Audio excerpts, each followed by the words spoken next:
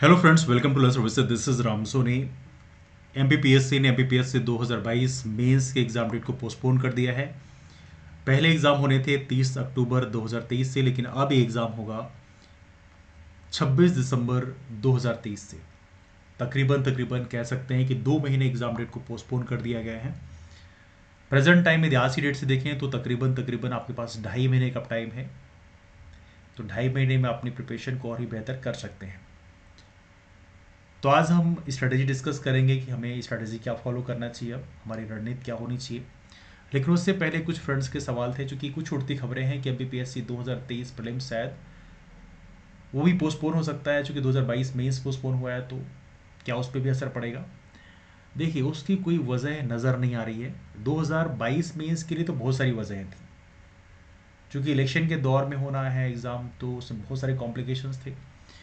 Employees, जो government employees हैं, वो अधिकांश चुनाव की ड्यूटी में हैं। तो ऐसी कंडीशन में एमपीपीएससी को के एग्ज़ाम के लिए उनको बुलाना इससे डिफ़िकल्ट टास्क। सेकेंड चीज़ ये है कि चूंकि गवर्नमेंट ने, हाई कोर्ट ने बोला था जो पिटिशनर्स हैं उनको भी शामिल किया जाए। हालांकि उम्मीद तो हमें ये लग रही है कि बाकी सबको शामिल किया जाएगा, हो सकता है रिजल्ट रिवाइज हो। तो उस कंडीशन में it's lot of complication, and because of this thing MPPSC 2022 mains का एग्ज़ाम पोस्टपोन हुआ होगा। फिर जो गवर्नमेंट एम्प्लॉयज़ हैं उनको भी एग्ज़ाम देना था, और 6 दिन की छुट्टी मिलना बहुत मुश्किल था इलेक्शन का टाइम में। तो lot of reasons are there कि एमपीपीएससी 2022 में पोस्टपोन हुआ। 2023 प्रीलिम्स के पोस्टपोन होने की कोई वजह है नहीं। ये देखो तो आप बता दीजिए, हम उसको भी डिस्कस करना चाहेंगे, लेकिन उसकी कोई वजह है नहीं। तो आप मन में रत्ती भर ख्याल लेके मत आना कि एमपीपीएससी 2023 प्रीलिम्स पोस्टपोन होगा। वो एग्जाम 17 दिसंबर को ही होगा। there is not even a 0.0001 possibility exam postpone हो। तो फिलहाल आप रत्ती भर उसके बारे में सोचना, आप यही मान के चलो कि एग्जाम 17 दिसंबर को होगा, है ना। मेंस का जरूर पोस्टपोन हो गया है। नाउ स्ट्रेटेजी हमें क्या रखना चाहिए, तो पहले डिस्कस कर लेते हैं जो लोग मेंस देने वाले उनके लिए। प्रीलिम्स वालों के लिए भी डिस्कस करेंगे। देखिए, मेंस के लिए सबसे महत्वपूर्ण स्ट्रेटेजी हमें ये रखनी है कि answer writing every single day करनी है, और आपको मेंस के एग्जाम तक करनी है। हाँ, ये कर सकते हो कि प्रीलिम्स के एग्जाम के 7 दिन पहले अपनी आंसर राइटिंग को बंद कर सकते हो, बिकॉज प्रीलिम्स के एग्जाम जोन में जाना जरूरी होता है। ये आप कर सकते हो, लेकिन आंसर राइटिंग आपको बाकी दिन एवरी सिंगल डे करनी है। क्योंकि यहाँ पे पढ़ने वाले बहुत सारे हैं, लिखने वाले बहुत कम हैं। जो लिखेगा सिलेक्शन वही ले जाएगा। तो आपको प्रयास करना है answer writing every single day करनी है। प्रीलिम्स एग्जाम के 6-7 दिन पहले आप बंद कर सकते हैं, लेकिन उसके बाद फिर से रिज्यूम करना है। एवनली आप लोगों के लिए, एवनली कंसिस्टेंसी मेंटेन करने के लिए आप हमारा जो कोर्स है उसको ज्वाइन कर सकते हैं, जिसमें डेली आंसर राइटिंग होती है। 3 मार्कर के 5 क्वेश्चन होते हैं, 5 मार्कर के 2 क्वेश्चन होते हैं, 11 मार्कर का 1 क्वेश्चन होता है। तो आप ये answer writing every single day कर सकते हो। इसकी एक मिनिमल फीस रखी हुई है, जो कि नॉन सीरियस कैंडिडेट्स को हटाया सके, इसलिए 500 रुपये महीने का। तो आप उससे के थ्रू आप ऑनलाइन आंसर राइटिंग कर सकते हैं। अपने आंसर लिखिए, उसका पीडीएफ बना के भेजिए। आपको क्वेश्चन जो है देर रात को या सुबह अर्ली मॉर्निंग दे दिया आता है, और आपने आंसर भेज दीजिए। शाम को 6 बजे उससे फीडबैक डिस्कशन होता है, आपके आंसर में फीडबैक दिए आते हैं। तो आप इसको ज्वाइन कर सकते हैं, इससे आपकी कंसिस्टेंसी मेंटेन रहे, या खुद से भी आप कर सकते हैं, आपको लगता है कंसिस्टेंसी आप मेंटेन कर सकते हैं तो। लेकिन answer writing every single day करना है। मेंस वाले फ्रेंड्स के लिए, हालांकि वो प्रीलिम्स वालों के लिए भी लागू होता है, एक सजेशन मेरा और भी है। देखो, इलेक्शन का टाइम है, दुनिया भर की पार्टी इस समय इलेक्शन लड़ेंगी।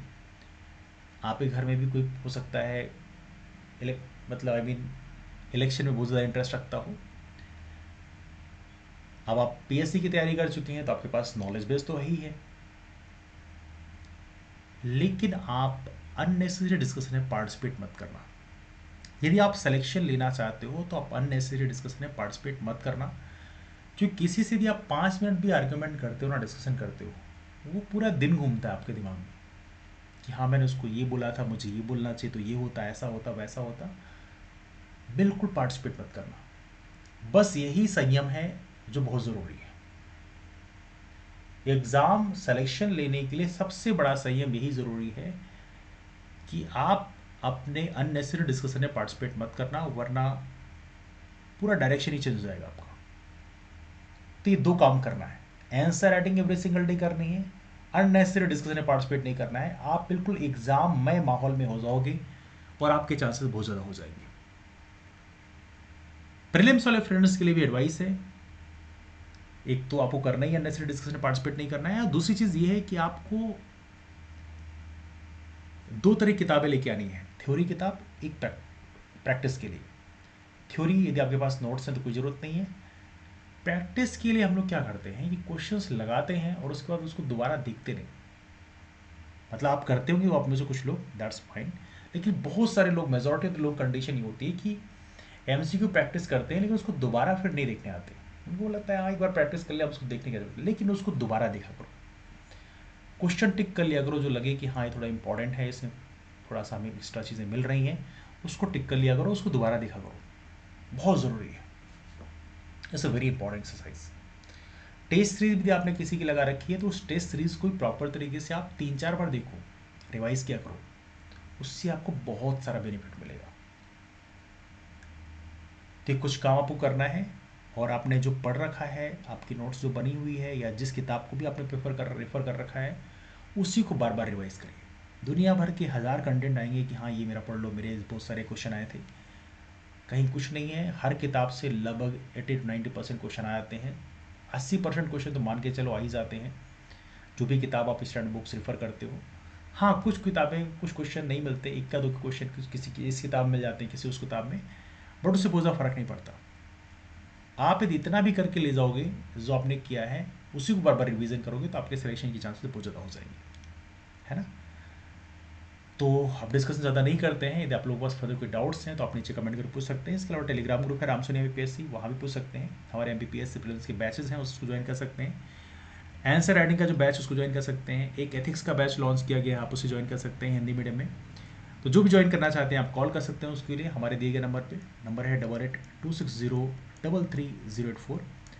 इसके अलावा रामसोनी एमपीपीएससी नाम का टेलीग्राम ग्रुप भी ज्वाइन कर सकते हैं, वहाँ भी आके पूछ सकते हैं, इंक्वायरी ले सकते हैं। तो चलिए मुलाकात करते हैं फिर, तब तक के लिए bye, take care, have wonderful day, keep forward, and wish you all the best for exams. That's all. Thank you.